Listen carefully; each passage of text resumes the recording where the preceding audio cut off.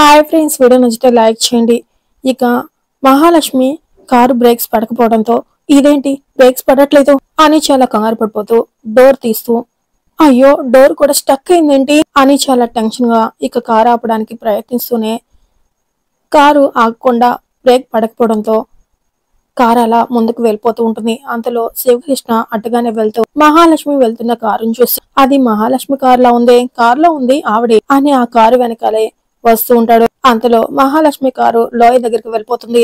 లోయని చూసి మహాలక్ష్మి పెద్దగా అరుస్తూ టెన్షన్ పడుతూ ఉండగానే ఇక ఆ కారు లోయలోకి పడిపోతూ ఉంటుంది. శివకృష్ణ పరిగెత్తుకుంటూ వచ్చి చూసేసరికి మహాలక్ష్మి కారు పేలిపోవడంతో షాక్ అవుతూ ఉంటాడు. మరోవైపు రామ్ కి ఫోన్ వస్తుంది. ఫోన్ లిఫ్ట్ చేసి ఒక్కసారిగా షాక్ అవుతూ ఉండగా సీత ఏమైంది మామా అని అడుగుతూ ఉండగా పిన్ని గురించి టీవీలో వస్తుందంట అని చెప్తూనే వెంటనే టీవీ ఆన్ చేయగానే మహాలక్ష్మి రోడ్డు ప్రమాదంలో చనిపోయిందని న్యూస్ వస్తూ ఉంటుంది. ఆ న్యూస్ చూసిన ఇంట్లో ప్రతి ఒక్కరూ ఒక్కసారిగా షాక్ అవుతూ ఉంటారు.